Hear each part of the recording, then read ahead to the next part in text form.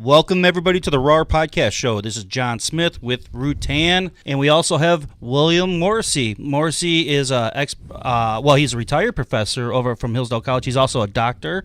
So, Dr. William Morrisey, I didn't even call you doctor last time when you came on the show. Well, I'm not a medical doctor, so don't ask me to cure anything. So I apologize for not appropriately. But the title doctor is still yours. Yeah, no doubt. I'm jealous for sure. I'm not jealous of all the money you had to pay to be that, but I'm definitely jealous of the title. So we have you back on the show. I mean, you were on the show about 2 months ago? I would say so, 2 or 3. Yeah. We had an interesting topic about taxation. I came at you with the idea that all taxation that's mandatory is a form of theft. You came back at me with the idea that I was an anarchist, and I wasn't even coming back. I wasn't even trying to take it from that standpoint. I was actually trying to take it as a moral situation, like thou shalt not steal, like that type of situation. Such as if you bill people taxes to protect their house from fire and the house burns down because you couldn't. That's like sort of that moral issue like there. the Tim Martin situation, North Adams, right? So today, we were talking about what kind of topics we want to talk about on this particular podcast show, and we came up with the idea of a social contract, and we also came up with standards for government positions, whether they be elected or appointed, because these are two things that I've really been deeply thinking about.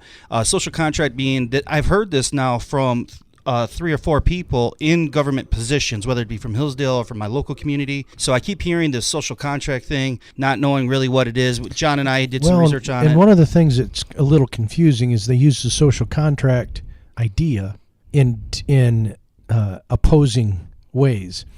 And so sometimes people use it without really truly understanding what the social contract is and historically what the philosophers meant by it. Right. That I can help you with. And then the standards. So I was just thinking the other day, like, because I'm and I don't mind mentioning this name because I'm not targeting him individually or anything, but David Mackey, he's the city manager asking for a raise. I don't know if that has came up as far as if you guys discussed that raise or not. But what I was curious is, well, that's still in a committee, I think. Oh, is that what it is? Yeah, it's still in committee. What I was wondering is, well, how do we know that he deserves a raise? So, like, what's the standard? Then I'm like, well, what about other positions? Even like a maintenance guy that's in a community or something. Well, because if I was like, say, a McDonald's employee, there's standards in making food. You have like a certain amount of speed you got to do it at. And, sure. Speaking as a management and organizational development degree holder, right, if you will, basically that's human resources. Okay, human resource development. In human resource development, one of the things you learn is you have to study and decide a matrix of some way that you decide whether someone passes or fails at what they do and how much that's worth. So we're always putting together these these scales, these steps, so that we can determine whether someone was successful at what they were supposed to be doing or whether they weren't. So whether it be elected or appointed, I'm kind of like, well, if elected, it's like, well, if they're not if the democracy of people are like, well, we don't like this guy. Well, even in a republic, what's supposed to happen is if they're not doing what they're supposed to do, the people are supposed to the policy or the procedures of getting rid of them. Yeah, right. It's easier when we're talking about an elected position. I understand that. But when you're talking about an appointed position, it becomes a little bit more muddy. Well, but then again, we're kind of tied in the same fashion in which the people are supposed to look at the elected officials that are appointing those people and keeping those people under control. If they're not doing that, then they need to do something about it, such as Hillsdale County right now keeps getting hit with they're getting hit with multiple federal lawsuits. Sure. And it's always coming from the same behavior and the same people and the same departments. But yet the elected officials still keep allowing those people to do those things. So at some point in time, the people are going to have to stand up and say, but it's easier. We don't like that. It's easier in those positions, but like a appointed position would be, I don't know, like the airport manager, right? That's an appointed position. Yes. Or a city manager, that'd be appointed position. Or not city manager, but city clerk. City clerk. I don't know what other. There's a lot of appointed positions. Is city clerk still appointed, or is that voted on. No, that's appointed. Is that still okay? Yeah, and then you got like planning commissions or I there's a lot Economic of them, right? development There's probably commissions what that about get 50 appointed? positions or 40 positions or something in that realm. I'm shooting at the hip here, but there's a lot of positions, and I'm curious on what the standards on those positions are, because from a layman or from a common Joe, we don't know what those standards are for those people. The only people that I would think would know are the elected body positions. Well, I think the general public has an idea of what they believe would be successful and not successful in those areas. But then again, that's just an opinion. That's not based on some written document that says, if they achieve this, then they I'm pass, assuming and if they have don't, policy then they books, fail. but maybe they don't have policy books. Well, let's jump into it. You got all kinds of notes. We're going to give you the mic, and we're going to let you start rolling out what social contract is, what is it about, what a lot of people haven't heard about it, but I'm sure a lot of people have. So let's take your perspective. And not of everybody this. has the correct idea of what it is. That's right. And the American founders were social contract men. They founded the United States on the basis of social contract ideas. Mm-hmm. And they got those ideas primarily from the English philosopher John Locke. John Locke was born in 1632. He died in 1704. And many of his writings weren't really very well known. His political writings weren't very well known for a long time, but they were brought to America. They were published in America in 1774, which happened to be very convenient because that was 2 years before the Declaration of Independence. And the basic ideas of natural right or unalienable right and social contract were built right into the Declaration of Independence and then later on into the Constitution. Locke was a physician, but he was also a political philosopher. He cured a man who happened to be the Earl of Shaftesbury. And the Earl of Shaftesbury knew that Locke had saved his life and gave him the patronage, the leisure time to write his books and to practice medicine less. How cool is that? Isn't that great? That's a nice. What a great story. Yeah, and he was a grateful guy, in other words. Now, Locke starts out in attacking this problem of what political power is and what justifies it. He defines political power, and he defines it against despotic power. Political power is the opposite of despotic power, although there's a big overlap. Political power is the right to do several things: to make laws with penalties, to make laws for preserving and regulating property. So in other words, there's criminal law and there's civil law. There's also the right to enforce those laws. That's the third thing. And finally, there's the right to defend the political community against foreign attack. Okay? Despotic power does all of those things, but it doesn't do it for the public good.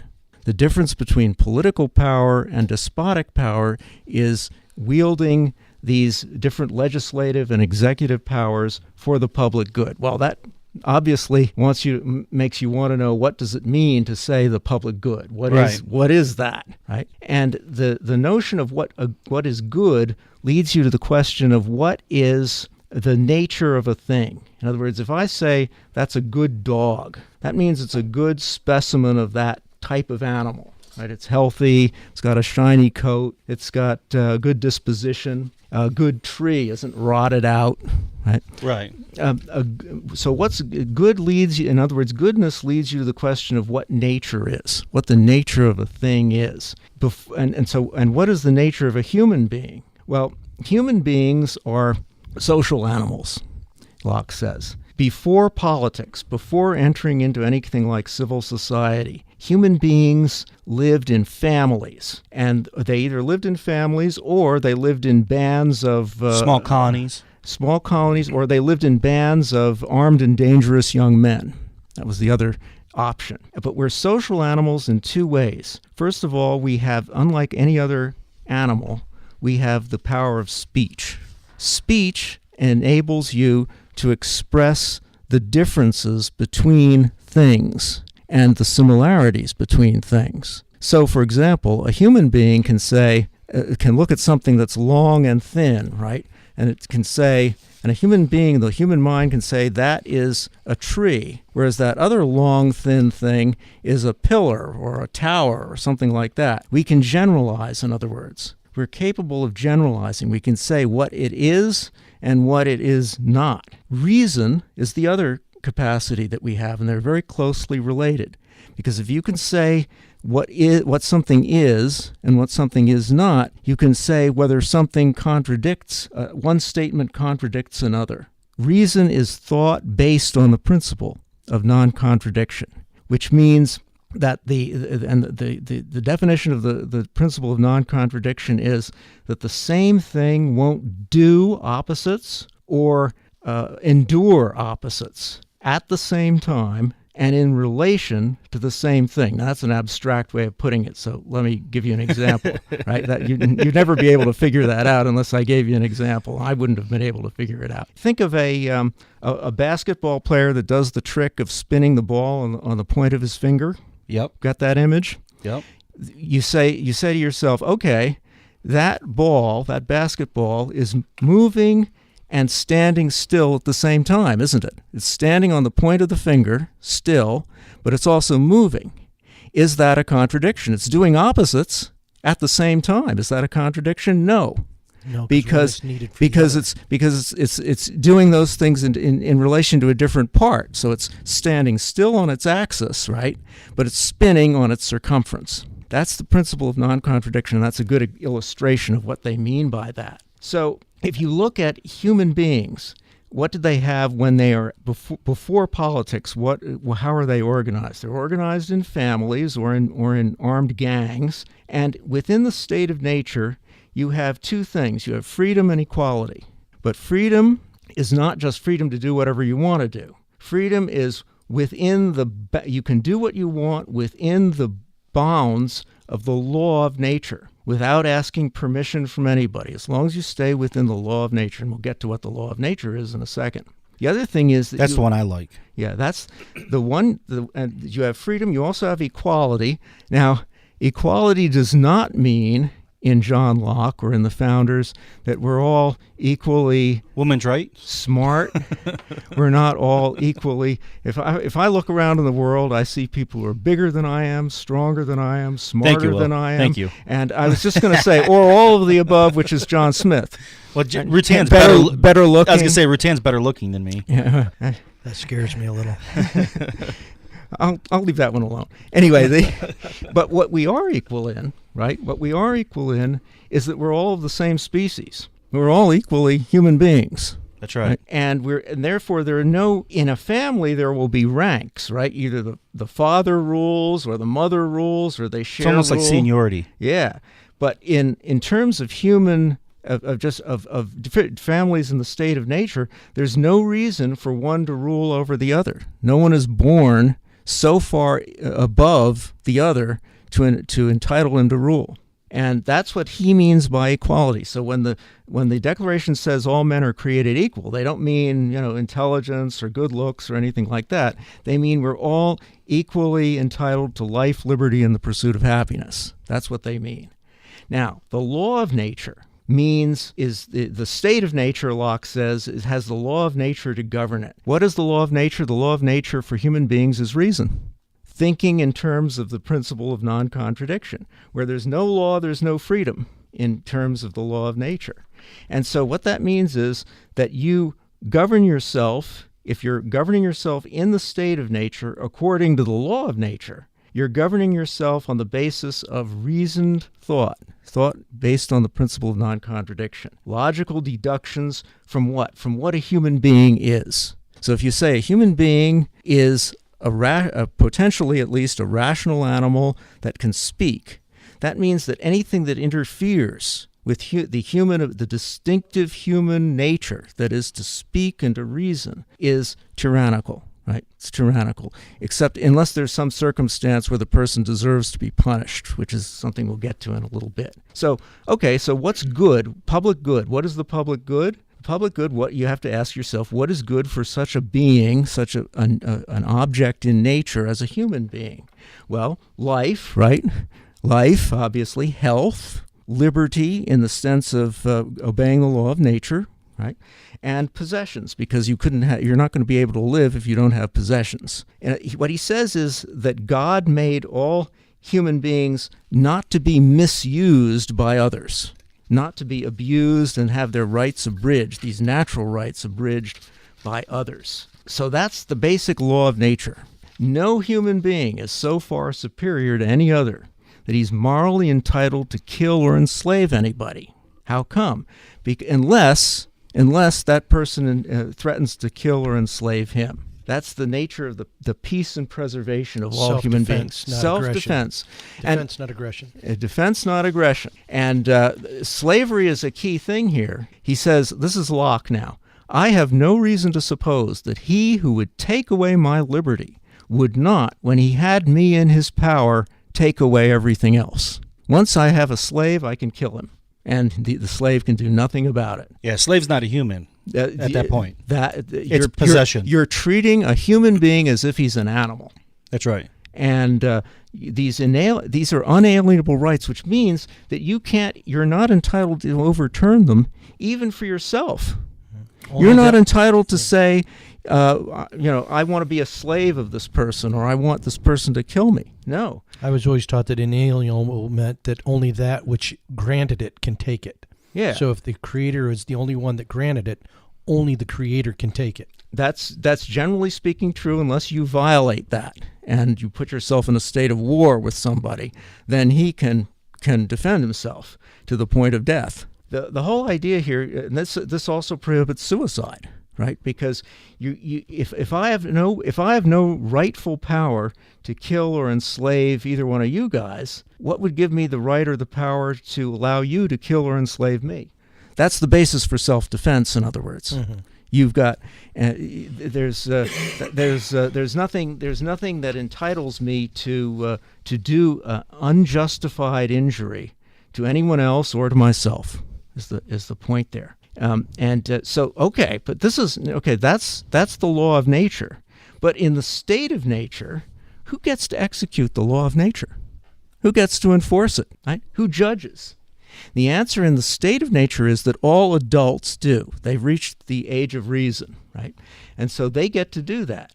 And he says, this is Locke again, in transgressing the law of nature, the offender declares himself to live by another rule than that of reason and common equity, meaning equal rights, right?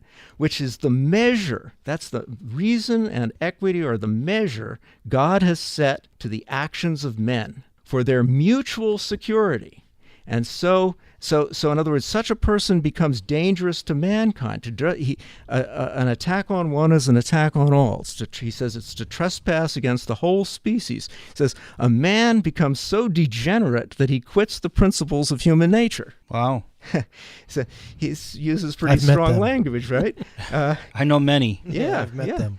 Every man hath a right to punish the offender and be the executioner of the law of nature. He says it's like killing a wolf or a lion, because the person has degraded himself, the attacker has degraded himself to such a point that he's like a beast. So that's when the state of nature becomes the state of war. The state of nature goes bad when that happens. It's no longer a true state of nature because one man or group of men is treating another man or another group of men like a beast.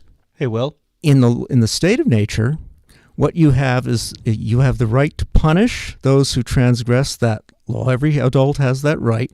And also to have equitable reparations.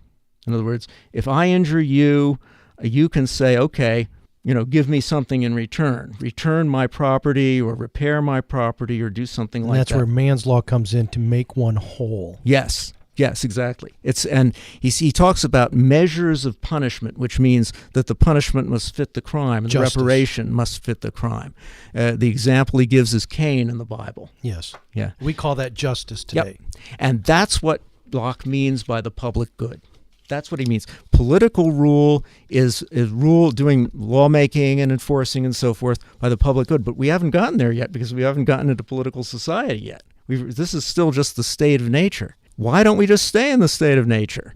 Well, the answer is that there's a problem. This leaves every person the judge of his own case. And guess what that happens? Well, parents always say, parents will discipline their children if they're offending against the family. But as soon as the kid starts running around the neighborhood, oh, my Johnny didn't do that. Right. Same. Justifications is what we're I'll give you an example. Dogs. My dog can do no wrong once he starts roving around the neighborhood, right? He can commit all sorts of mayhem. One time I was walking along in my hometown, and this guy there's a German Shepherd on the loose, okay? And this guy is trying to control it. And the dog charges at me, and I start yelling at the dog to keep it away from me. And the guy looks at me, and he starts reprimanding me for speaking so harshly to his dog. This is a German Shepherd. It weighs 30, 40 pounds. Oh, she's only a pup. Yeah, right. Take a piece out of me. She still has sharp teeth. Yeah. And but that's what he says. This is Locke. Self-love will make men partial to themselves and their friends. Yeah, bias. Isn't that the truth? Yeah. Isn't that's that where the we truth? get cronyism. Yeah, sure. That's right. And that's the need for civil society. The Declaration of Independence, some people misread the Declaration of Independence. It says at one point that the king has unleashed upon us the Indian savages, right? And people think, oh, that's racist. He's calling all Indians savages. No, they made a distinction between the savage tribes and the civilized tribes. The civilized tribes didn't do things like, for example, conquering their other Indian tribes and enslaving the men and raping the women and tearing the fetuses out of the wombs of pregnant women. That's what some of them did. Sounds exciting. That sounds savage to me. That's not racist to say that. Right. No. If you unleash something like that on anybody, civilized or uncivilized, that's a crime. Sure. And that's what they're talking about. This is where the social compact, he calls it a compact, not a contract. Contract is a little bit misleading to us today because when we think of a contract, we think of a written document. Well, that's the word that's used, a social contract. Right. Okay. But when Locke uses it, either a social compact or some of the other philosophers say social contract, they don't mean necessarily a written document. What they mean is an agreement.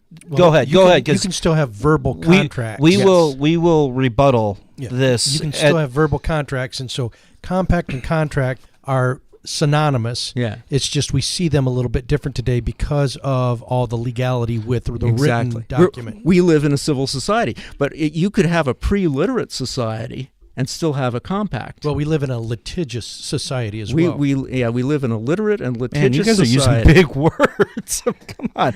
Let's think about our audience, okay? Okay, John, what that means is legal. Okay. Litigious Thank you. Thank you. Very legal. I guess don't worry. Think about the audience. Think about me over here, guys. Come on now. So anyway, that's what you need. What the social compact does, what the civil society as opposed to natural society does, is that it gives you a common judge. It gives you an impartial third-party judge, so that your self-love. When you're watching one of these court TV shows like Judge Judy or something, both sides think they're absolutely right, and there's nothing but with the impartial judge up there, she will tell them and actually walk them through whether their reasoning is sound or not, which it usually isn't. Right? That's an impartial third-party judge. That's one of the key benefits to organizing in a civil society as opposed to nature, because in nature, everybody's his own judge. Now, well, then that goes to the strong survive then. No, in the true state of nature. That's right. Well, natural selection is what you're saying? Well, it not necessarily natural selection. Natural selection of the biggest and the strongest, maybe not the most just. Right. That's right. So it's what it comes down to is whoever can muster the most force is those. It's the golden rule. He with the gold rules. Yeah. Well, that's he with the power rules. Yeah, well, I mean that's why anarchists. That's what happens with them. Usually, is they go into like an oligarchy state at that point. Yeah, they create the problem to create the solution to put themselves in power. Yeah.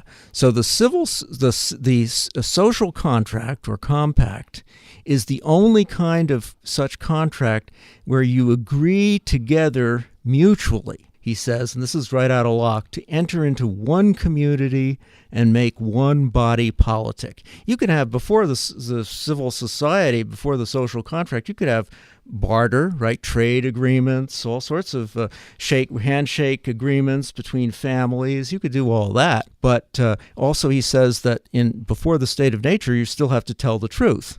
You're obligated to tell the truth. You're contradicting yourself if you say one thing and do another. So that's not according to the state of nature. But in order to get the state of nature another way he puts it is, you have natural rights in the state of nature, but you don't have the enjoyment of them. There's no way to protect those rights. Yeah, and you need a common judge, and that's the reason for leaving the state of nature and entering into into civil society. Hey, Will, where is morality in here? The morality is the rights that you have. The right to life and liberty. Where does it fit into the terms of where we're at right now? Is it further on, or is it in this mix here? Well, because I haven't heard you talk about that yet. A little bit too on the morality part of it is if I want to enjoy peaceful living, then I have to also at that point in time allow you to have that peaceful living too. I can't disturb your living, right, and then expect for me to have peace. It doesn't work that way. That's the morality. Does morality fit through all this? Yes. Okay. Yes, that's right. That's it. It is moral to follow the law of nature, right? Okay. The law of nature is reason, and it's reasoning deduced on the basis of what's good for a human being, as opposed to a rock or a tree. Well, you brought up lying for an example, and it's immoral to lie. Yeah. Right. And it's a lie is using your human speech deliberately to deceive someone else. Okay. And that's against the law of nature. And essentially, I mean, and I know you're not really bringing religion into this, but like 10 Commandments would fit into this. The 10 Commandments, people like Locke and many of the founders would say that especially the first 5, right, are no stealing, no killing. Those are really law of nature things. Yeah. Absolutely speak to the law of nature. Yeah. Okay. Yeah. And that's where, again, I just want to capitalize. That's where I stand. That's what I like. Good. And now here's where property comes in. I'm gradually working my way to taxes here, but it's going to be at the end of the... Yeah, we're going to beat you up on those. Yeah, I see where your journey is. Property, right? In the state of nature, you have the right to preserve yourself. So you have the right to food, drink, shelter. You also have the right, Locke makes a very important point, you also have the right to your own person, by which he means especially the right to your own labor. If you think of the state of nature, think of Michigan. You go look around Michigan right now in the late March. It doesn't look too promising out there when it comes to self-preservation, shelter, food. You're going to have to work. And that means that you, as a person, you are a valuable property to yourself. You have the ability to take nature and transform it into something more productive than it is by nature. See what I'm saying? You're adding to nature. You're adding your labor to nature. You're adding your smarts, your muscle, whatever it takes. You're adding that, and you're making property. Nature exists in common, right? We all have it. It's the common mother of us all, he says, right?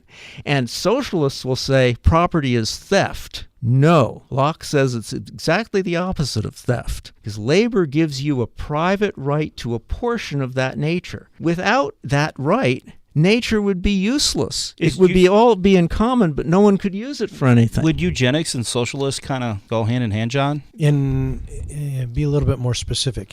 Well, eugenics believes humans are a virus to the planet, like we're abnormal to the planet. Okay, I see where you're going with that. Yes, they are kind of similar in which they don't recognize the. Because I always tell people, like, we are part of this earth. Like, we can't, like, people are always worried about, like, say, polluting the earth. I don't buy into man-made pollution the way that a lot of people buy into it. Everything that we take is from the earth, and we're putting it back into the earth as well. I'm not saying we can't destroy ecosystems or something of that nature, but the earth is so massive and so big. We're part of this. We're part of the nature. You're getting back to there's no you shouldn't destroy to destroy. Right. You want to know what Locke says? Yeah. He says, you're entitled to use your labor to take what you and your family need, but you shouldn't take as so much as to accumulate so much that it's going to spoil and go to waste. Right. See so that? You have to be responsible with the resources at hand. You have to be responsible with them. Right.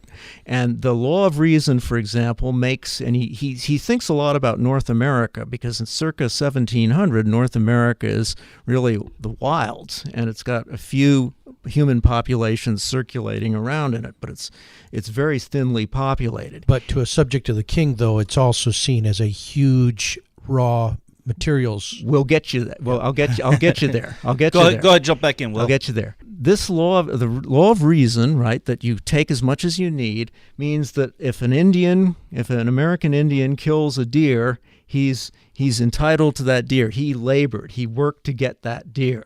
Civilized life begins when we, outside of the state of nature, when we step through the door to the civil society, begins when we consent to a common judge in a body politic with human-made laws that enforce these natural laws, right? So in other words, in terms of property, what does that mean? I'm looking out at 10 acres of land. It's wooded. I can get a certain amount of acorns, deer meat, squirrels, whatever I'm trying to get out of that land, right? But what if I till it, plant, cultivate, harvest, okay? The state of nature in and of itself, without human labor, is a state of scarcity, he says. Sometimes it's a state of war, but it's usually just a state of scarcity. He says, God gave the world, quote, this is Locke, to the use of the industrious and rational, not to the fancy or covetousness of the quarrelsome and contentious. In other words, people who are sort of sober and rational and industrious, that's what God gave the earth for, not for people who are always just fighting over nothing, right? For Ford, not for the guy that did Facebook. Yeah. So here's how Locke calculates it. He says he who encloses land, meaning puts boundaries around it, will have more produce from 10 acres than he would have from 100 acres left to nature. Which means, Locke goes on to say, such a man may be truly said, that's a 10 out of 100, right? 10 means 100 if you improve the land. You're 10 times the amount of value getting out of it. Such a man may be truly said to give 90 acres to mankind.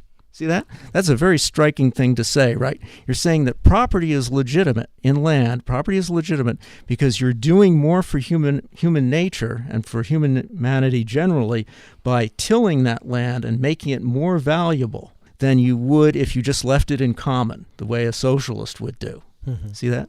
And so he says, here he goes, for I ask, whether in the wild woods and uncultivated waste of America, left to nature, without any improvement, tillage, or husbandry, 1,000 acres will yield the needy and wretched inhabitants as many conveniences of life as 10 acres of equally fertile land in Devonshire, which is the farming district in England. 10 acres of land that's cultivated in England is worth more than 100 acres of so he's not being facetious when he's saying it. He's being honest. No, he's absolutely. He says the American Indians are rich in land and poor in all the comforts of life. And isn't that the truth? Because if you look at North America, teepees are cold. Yeah, for 2 weeks when the weather is good. Then they're great. Other than that, I'd rather be right here in a nice warm house. Well, then they're too hot. No air conditioning. Right? If you think about it, look at the land. I'll get to this in a second. Think about the American Midwest where we are sitting right now. Think of how rich that is. And think of the fact that not only is it the biggest and richest farmland in the world. They talk about Ukraine as the breadbasket of Europe and all that. That's nothing compared to the United States of the American Midwest. That's much big. We have much more land than they do. Not only do we have that land, but we have that rich farmland, but it's overlain with a coherent river system. The spine of it being the Mississippi, but all the rivers flow into the Mississippi. They don't go in different directions. They all flow toward the Mississippi. That means that you have a giant natural communications network overlaying rich farmland. That should be the most productive land in the world. But the people who lived here before didn't know how to do that. They didn't know how to organize it in that way. They didn't have a sufficient civil society with the impartial judges and an organized society. You're talking about like Indians. Yeah. The American Indians didn't have that. They were all fighting each other, right? Conquering each other. Some of them civilized, some of them not. but they didn't have this ability to mark out property and to keep it safe. Now, what happens is, Locke says that as populations increase, there's a need to enter into civil society in order to manage these lands that people are starting to mark out. Reason is the law of nature, but it's ignored because human beings, as I said before, are selfish, right? So with civil society, you begin to see how human beings are more valuable than things, because they, including land. The value of a human being is that a human being has reason and the ability to plan ahead, to demarcate property, to get into civil society where his natural rights are secured, and therefore he can set up a business. He can set up a farm. He can make it more productive with his labor to make it more productive than anything that nature itself gives. That's why your name's capitalized on your Social Security card. Yeah. Now you're getting into something different. Yeah, I know. So civil society, in other words, gives you a framework for true human flourishing. Human nature comes into its own in civil society, even though civil society is not nature itself. See what I'm saying? Mm-hmm. And he goes further. He says, a ruler who shall be so wise as by established laws of liberty to secure protection and encouragement to the honest industry of mankind against the oppression of power will quickly be too hard for his neighbors. In other words, a productive kingdom or principality or whatever form of government it is going to be overwhelming to its neighbors. They will never be able to attack it and conquer it because it will have more resources than they do. That's what happened to the Indians, right?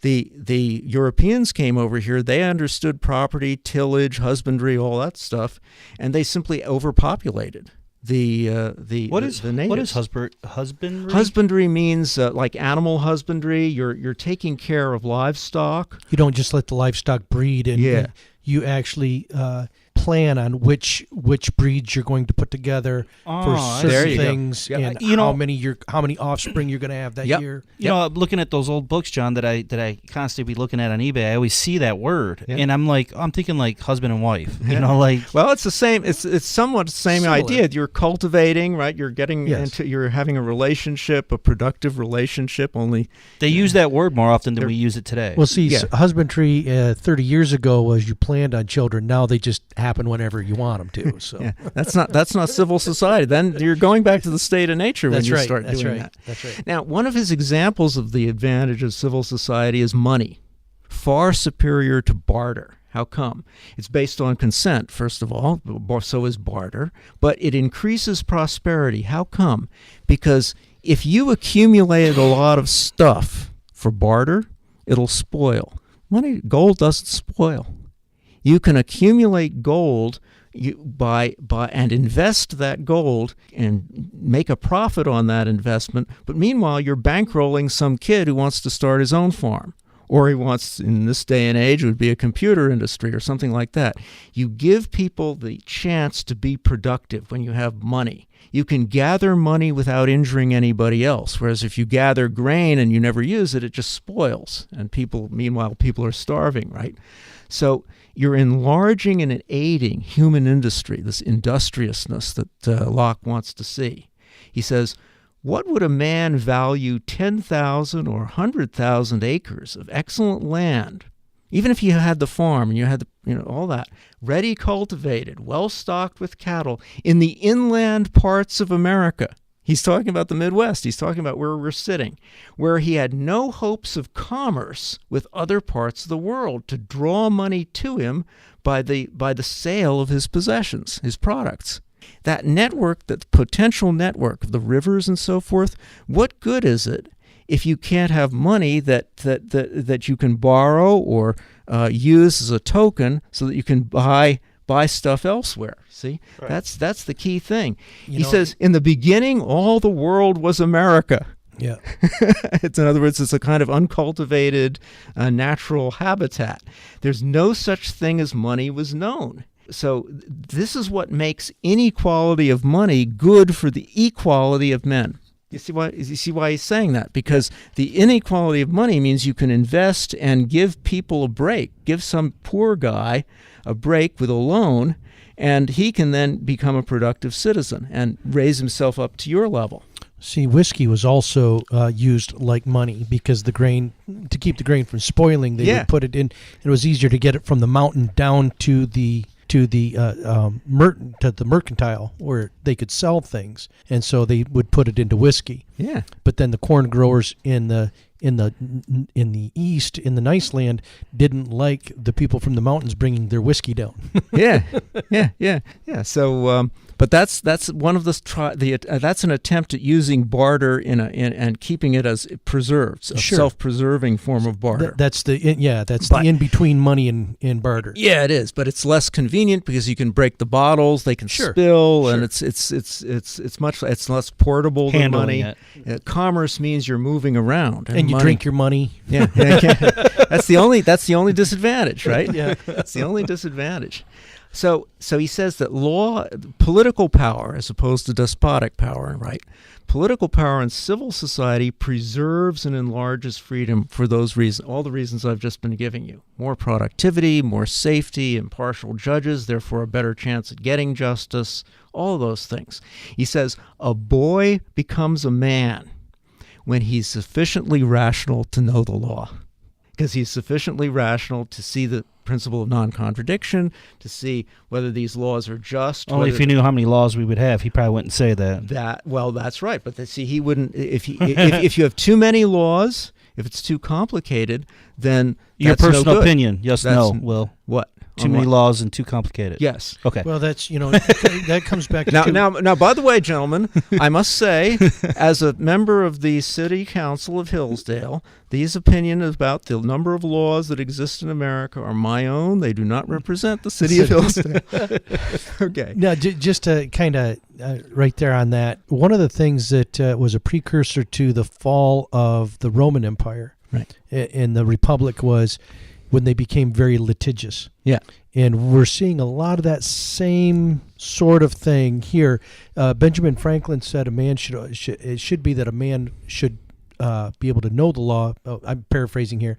Would know the law and not that he couldn't break the law by mistake, but that the laws were small enough and sufficient enough that you would know whether you're breaking the law or not. That's right. And so this is kind of talking to those principles. Sure, and Benjamin Franklin had read his John Locke. Sure. See, so these transmission lines are very important. One of the great ways of communicating was the book printing industry, and John Locke's ideas could be disseminated all around in a network, and you could study them for yourself. Before the printing press, ideas stayed very. We can go local. into even traffic crime. I don't know all the traffic laws. Can you imagine? Every section of law is too big at this point. Yeah. Is it fair to say? Yeah, I think so. Well, just about. I can't think of one that isn't. Well, and we sat with Patrick Colbeck the other night at the college, and that was the same thing. He was talking about the concealed carry, and Michigan has just made it so that you don't have to have a permit to conceal carry a weapon, which is kind of good because my whole thing was I shouldn't be afraid of accidentally making myself a felon. Right. That's not a civil society. That's not a correct society. Right. By the way, Locke would also say this. There's the civil society and there's a state of war. He says that a state of war can break out even within a civil society, and that's why you have gun rights. Mm-hmm. In other words, you have the right to, if somebody attacks you within civil society and there's no cop anywhere in sight, what are you going to do? You're not entitled to allow him to kill you because that's a violation of your natural rights. Right, and that goes back to that. You have the right to defend, but not the right to aggress. Exactly. And if you don't have the right to defend at the same equal station as the aggression, then there is no justice. There can be no justice. Well, gentlemen, unless you're a convicted felon. Well, that came about after. Oh, he always brings the conversation around to himself, doesn't he? Well, you got to admit that's the only right that we suspend because somebody didn't pay their child support. Yeah. And that doesn't seem right. That would be a disproportionate penalty. Absolutely. It might be a disproportionate penalty. So what he says is we're born free, and we're born rational, but only potentially. Right, up until when you're a child, your parents exist to bring out that potential. Right, they develop the human nature as it grows up. Freedom is grounded on reason, and that instructs us on the law that we are to govern ourselves by. So when you're talking about standards, that's the basis of standards.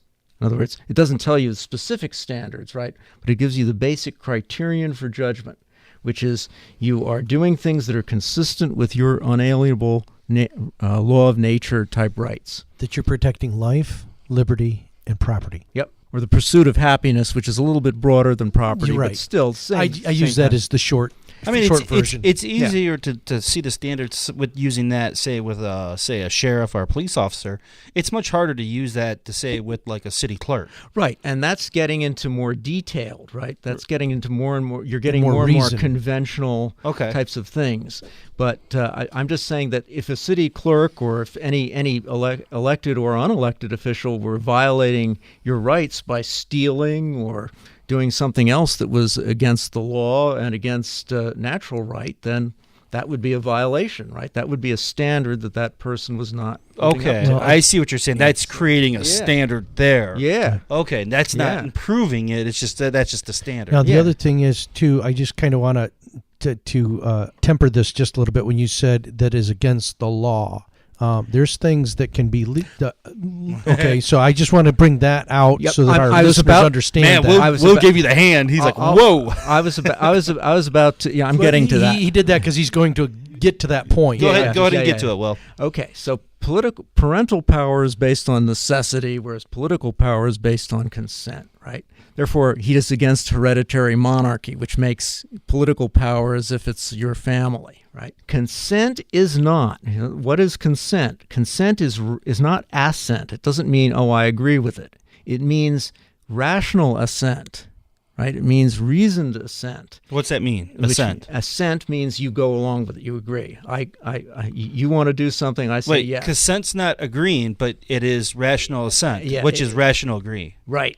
That does not make sense, though. To me. No. Explain. Agreement. I could agree with you if you hold a gun to my head and say, "Give me your money." Okay, I agree. Right. But that's not rational. That's based on fear. Okay. See what I'm saying?